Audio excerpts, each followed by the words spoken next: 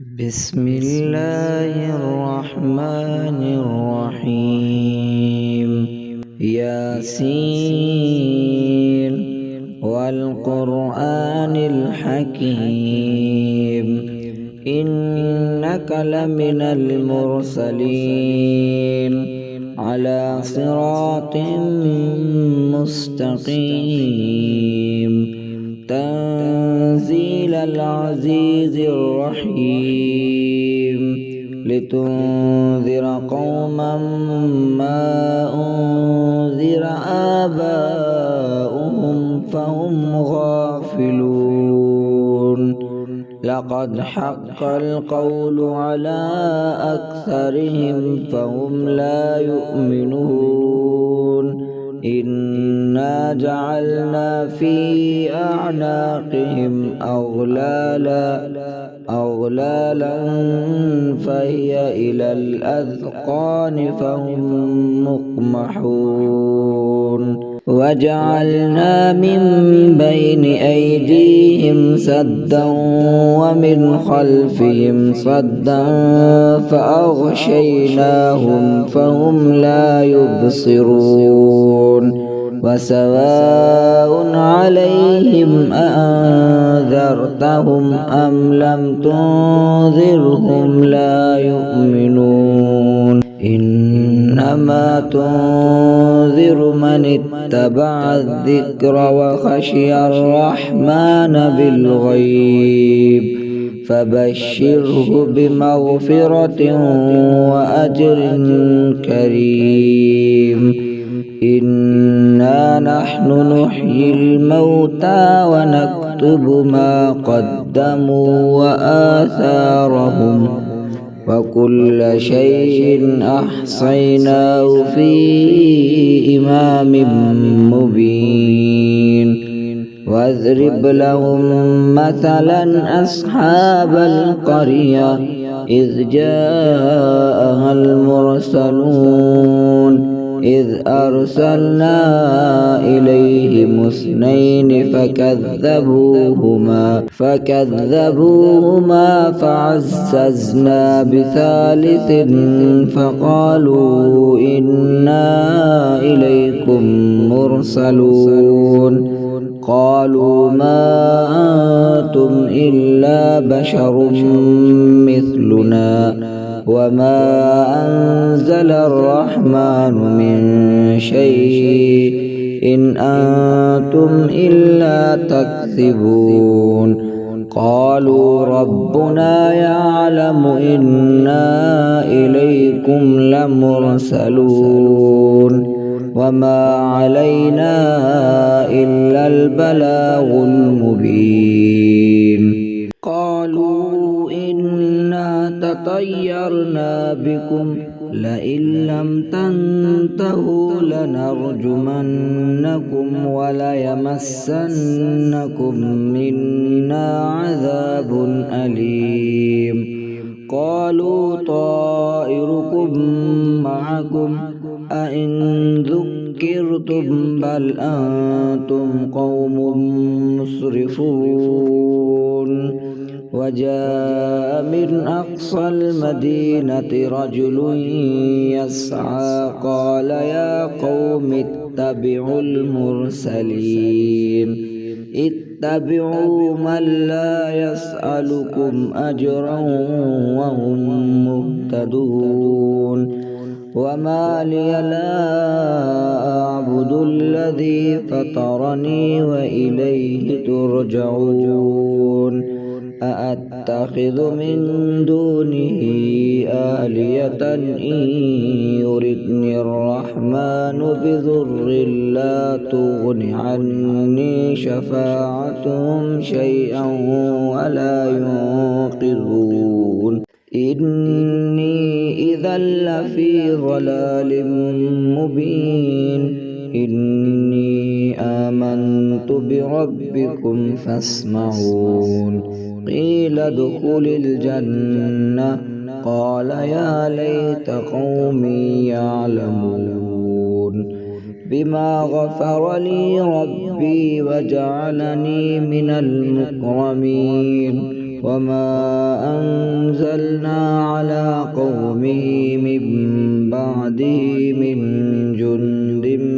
السماء وما كنا منزلين إن كانت إلا صيحة واحدة فإذا هم خامدون يا حسرة على العباد ما يأتيهم من رسول إلا كانوا به يستهزئون ألم يروا كم أهلكنا قبلهم من القرون أنهم إليهم لا يرجعون وإن كل لما جميع لدينا محضرون وآية لهم الأرض الميتة أحييناها وأخرجنا منها حبا فمنه يأكلون وجعلنا فيها جنات من نخيل وأعناب وفجرنا فيها من العيون ليأكلوا من ثمره وما عملته أيديهم أفلا يشكرون سبحان الذي خلق الأزواج كلها مما تنبت الأرض ومن أنفسهم ومما لا يعلمون وآية لهم الليل نسلخ منه النهار فإذا هم مظلمون والشمس تجري لمستقر لها ذلك تقدير العزيز العليم والقمر قدرناه منازل حتى عاد كالعرجون القديم لا الشمس ينبغي لها أن تدرك القمر ولا الليل سابق النهار فكل في فلك يسبحون وآية لهم أنا حملنا ذريتهم في الفلك المشحون وخلقنا لهم من مثله ما يركبون وإن نشأ نغرقهم فلا صريخ لهم ولا هم ينقذون إلا رحمة منا ومتاعا إلى حين وإذا قيل لهم اتقوا ما بين أيديكم وما خلفكم لعلكم ترحمون وما تأتيهم من آية من آيات ربهم إلا كانوا عنها معرضين وإذا قيل لهم أنفقوا مما رزقكم الله قال الذين كفروا للذين آمنوا أنطعم من لو يشاء الله أطعمه إن أنتم إلا في ضلال مبين ويقولون متى هذا الوعد إن كنتم صادقين ما ينظرون إلا صيحة واحدة تأخذهم وهم يخصمون فلا يستطيعون توصية ولا إلى أهلهم يرجعون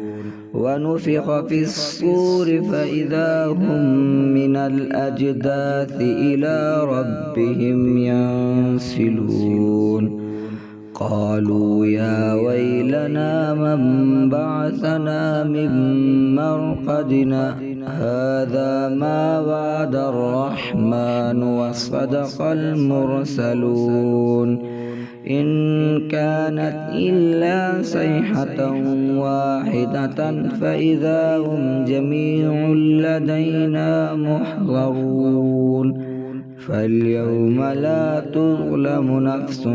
شيئا ولا تجزون إلا ما كنتم تعملون إن أصحاب الجنة اليوم في شغل فاكهون هم وأزواجهم في ظلال على الأرائك متكئون لهم فيها فاكهة ولهم ما يدعون سلام قولا من رب رحيم وامتازوا اليوم أيها المجرمون ألم أعهد إليكم يا بني آدم ألا تعبدوا الشيطان إنه لكم عدو مبين وأن اعبدوني هذا صراط مستقيم ولقد أضل منكم جبلا كثيرا أفلم تكونوا تعقلون هذه جهنم التي كنتم توعدون اصلوها اليوم بما كنتم تكفرون اليوم نختم على أفواههم وتكلمنا أيديهم وتشهد أرجلهم بما كانوا يكسبون ولو نشاء لطمسنا على أعينهم فاستبقوا الصراط فأنى يبصرون ولو نشاء لمسخناهم على مكانتهم فما استطاعوا مضيا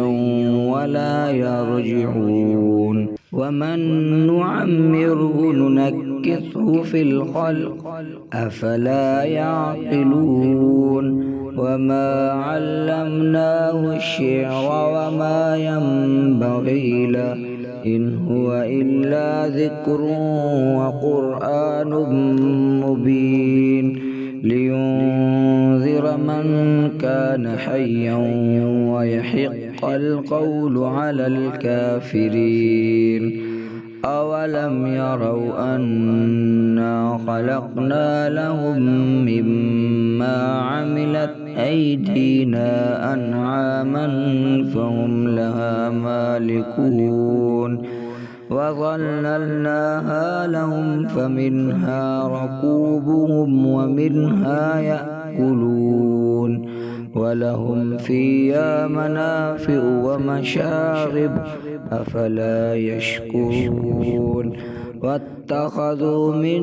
دون الله أهلية لعلهم ينصرون لا يستطيعون نصرهم وهم لهم جند محضرون فلا يحزنك قولهم إنا نعلم ما يسرون وما يعلنون أولم ير الإنسان أنا خلقناه من نطفة فإذا هو خصيم مبين وضرب لنا مثلا ونسي خلقه قال من يحيي العظام وهي رميم قل يحييها الذي أنشأها أول مرة وهو بكل خلق عليم الذي جعل لكم من الشجر الأخضر نارا فإذا أنتم منه توقدون أوليس الذي خلق السماوات والأرض بقادر على أن يخلق مثلهم بلى وهو الخلاق العليم إنما أمره إذا أراد شيئا أن يقول له كن فيكون فسبحان الذي بيده ملكوت كل شيء وإليه ترجعون. بسم الله الرحمن الرحيم. الرحمن علم القرآن خلق الإنسان علمه البيان الشمس والقمر بحسبان والنجم والشجر يسجدان والسماء رفعها ووضع الميزان ألا تطغوا في الميزان وأقيموا الوزن بالقسط ولا تخسروا الميزان والأرض وضعها للأنام فيها فاكهة والنخل ذات الأكمام والحب ذو العصف والريحان فبأي آلاء ربكما تكذبان خلق الإنسان من صلصال كالفخار وخلق الجان من مارج من نار فبأي آلاء ربكما تكذبان رب المشرقين ورب المغربين فبأي آلاء ربكما تكذبان مرج البحرين يلتقيان بينهما برزخ لا يبغيان فبأي آلاء ربكما تكذبان يخرج منهما اللؤلؤ والمرجان فبأي آلاء ربكما تكذبان وله الجوار المنشآت في البحر كالأعلام فبأي آلاء ربكما تكذبان كل من عليها فان ويبقى وجه ربك ذو الجلال والإكرام فبأي آلاء ربكما تكذبان يسأله ما في السماوات والأرض كل يوم هو في شأن فبأي آلاء ربكما تكذبان سنفرغ لكم أيها الثقلان فبأي آلاء ربكما تكذبان يا معشر الجن والإنس إن استطعتم أن تنفذوا من أقطار السماوات والأرض فانفذوا لا تنفذون إلا بسلطان فبأي آلاء ربكما تكذبان يرسل عليكما شواظ من نار ونحاس فلا تنتصران فبأي آلاء ربكما تكذبان فإذا انشقت السماء فكانت وردة كالدهان فبأي آلاء ربكما تكذبان فيومئذ لا يسأل عن ذنبه إنس ولا جان فبأي آلاء ربكما تكذبان يعرف المجرمون بسيماهم فيؤخذ بالنواسي والأقدام فبأي آلاء ربكما تكذبان هذه جهنم التي يكذب بها المجرمون يطوفون بينها وبين حميم آن فبأي آلاء ربكما تكذبان ولمن خاف مقام ربه جنتان فبأي آلاء ربكما تكذبان ذواتا أفنان فبأي آلاء ربكما تكذبان فيهما عينان تجريان فبأي آلاء ربكما تكذبان فيهما من كل فاكهة زوجان فبأي آلاء ربكما تكذبان متكئين على فرش بطائنها من استبرق وجنى الجنتين دان فبأي آلاء ربكما تكذبان فيهن قاصرات الطرف لم يطمثهن إنس قبلهم ولا جان فبأي آلاء ربكما تكذبان كأنهن الياقوت والمرجان فبأي آلاء ربكما تكذبان هل جزاء الإحسان إلا الإحسان فبأي آلاء ربكما تكذبان ومن دونهما جنتان فبأي آلاء ربكما تكذبان مدهامتان فبأي آلاء ربكما تكذبان فيهما عينان نضاختان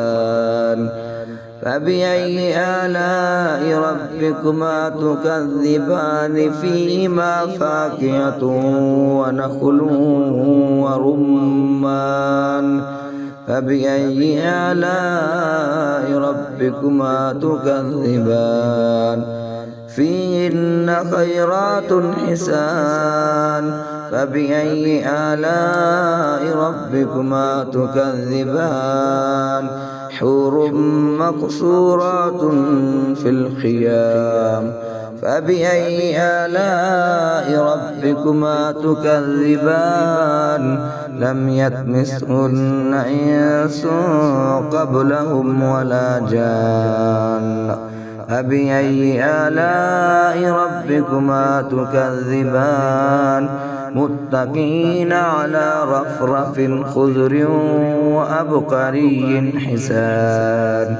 فبأي آلاء ربكما تكذبان تبارك اسم ربك ذي الجلال والإكرام بسم الله الرحمن الرحيم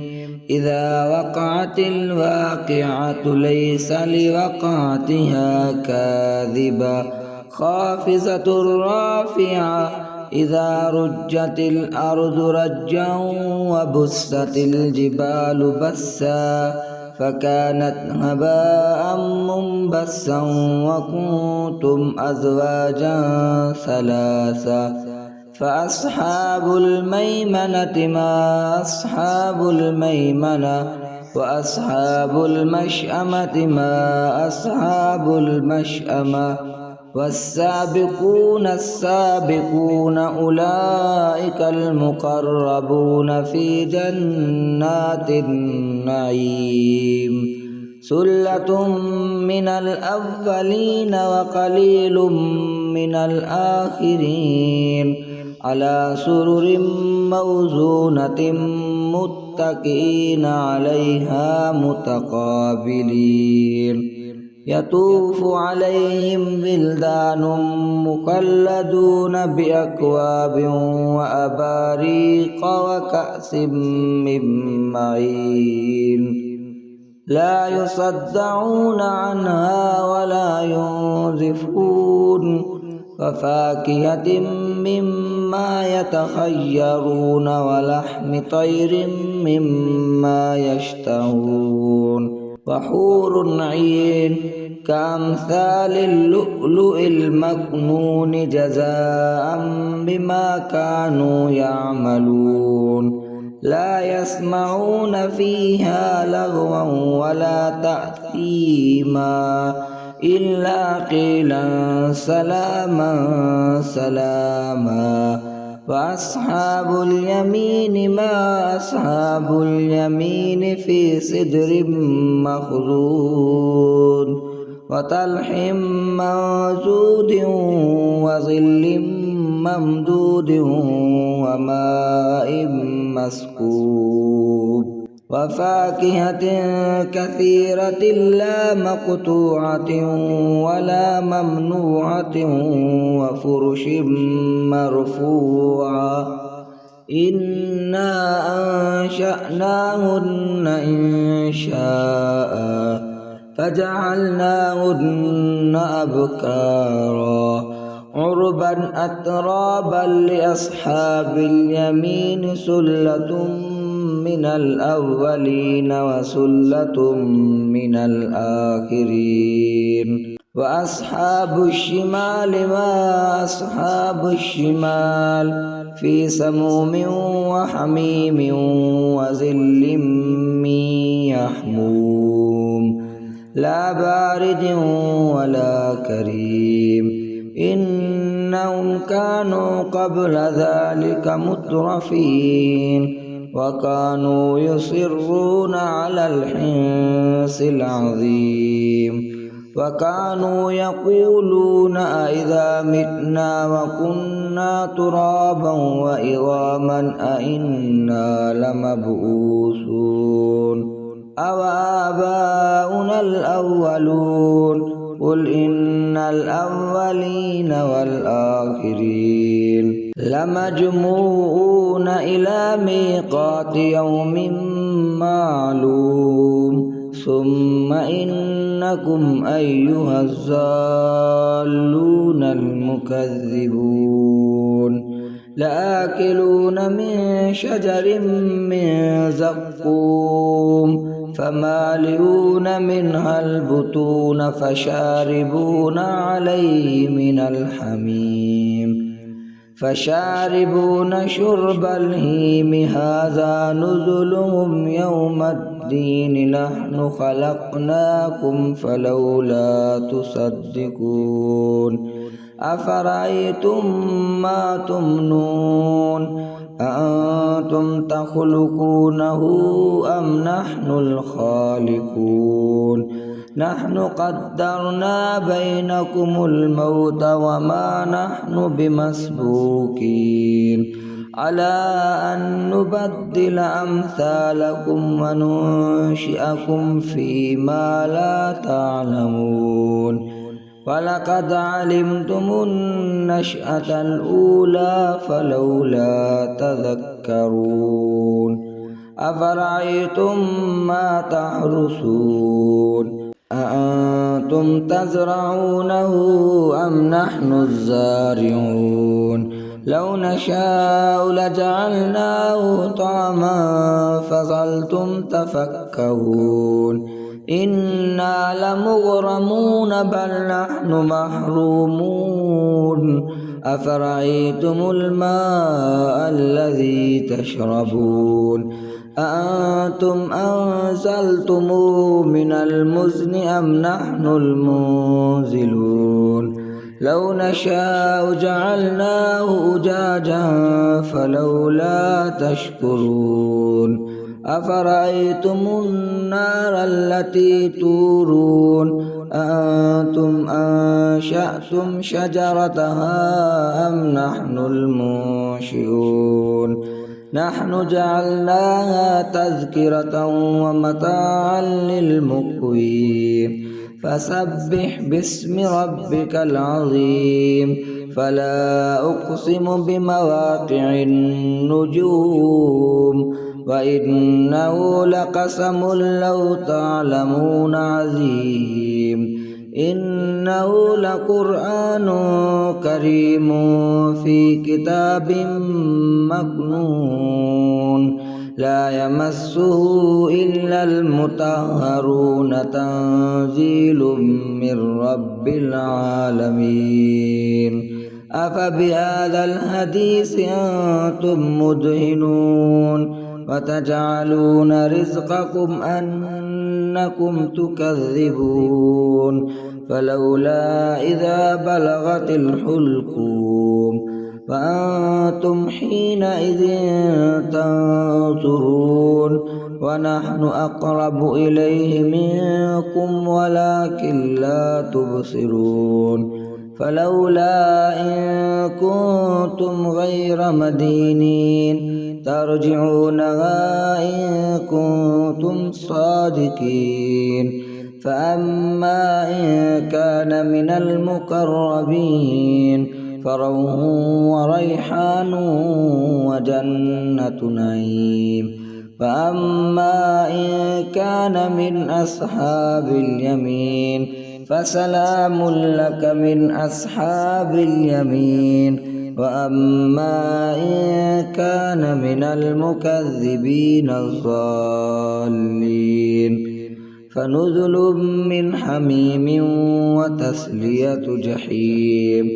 إن هذا لهو حق اليقين فسبح باسم ربك العظيم بسم الله الرحمن الرحيم تبارك الذي بيده الملك وهو على كل شيء قدير الذي خلق الموت والحياة ليبلوكم أيكم أحسن عملا وهو العزيز الغفور الذي خلق 7 سماوات طباقا ما ترى في خلق الرحمن من تفاوت فارجع البصر هل ترى من فتور ثم ارجع البصر كرتين ينقلب إليك البصر خاسئا وهو حسير ولقد زينا السماء الدنيا بمصابيح وجعلناها رجوما للشياطين وأعتدنا لهم عذاب السعير وللذين كفروا بربهم عذاب جهنم وبئس المصير إذا ألقوا فيها سمعوا لها شهيقا وهي تفور تكاد تميز من الغيظ كلما ألقي فيها فوج سألهم خزنتها ألم يأتكم نذير قالوا بلى قد جاءنا نذير فكذبنا وقلنا ما نزل الله من شيء إن أنتم إلا في ضلال كبير وقالوا لو كنا نسمع أو نعقل ما كنا في أصحاب السعير فاعترفوا بذنبهم فسحقا لأصحاب السعير إن الذين يخشون ربهم بالغيب لهم مغفرة وأجر كبير وأسروا قولكم أو اجهروا به إنه عليم بذات الصدور ألا يعلم من خلق وهو اللطيف الخبير هو الذي جعل لكم الأرض ذلولا فامشوا في مناكبها وكلوا من رزقه وإليه النشور أأمنتم من في السماء أن يخسف بكم الأرض فإذا هي تمور أم أمنتم من في السماء أن يرسل عليكم حاسبا فستعلمون كيف نذير ولقد كذب الذين من قبلهم فكيف كان نكير أولم يروا إلى الطير فوقهم صافات ما يمسكهن إلا الرحمن إنه بكل شيء بصير أمن هذا الذي هو جند لكم ينصركم من دون الرحمن إن الكافرون إلا في غرور أمن هذا الذي يرزقكم إن أمسك رزقه بل لجوا في عتو ونفور أفمن يمشي مكبا على وجهه أهدى أمن يمشي سويا على صراط مستقيم قل هو الذي أنشأكم وجعل لكم السمع والأبصار والأفئدة قليلا ما تشكرون قل هو الذي ذرأكم في الأرض وإليه تحشرون ويقولون متى هذا الوعد إن كنتم صادقين قل إنما العلم عند الله وإنما أنا نذير مبين فلما رأوا زلفة سيئت وجوه الذين كفروا وقيل هذا الذي كنتم به تدعون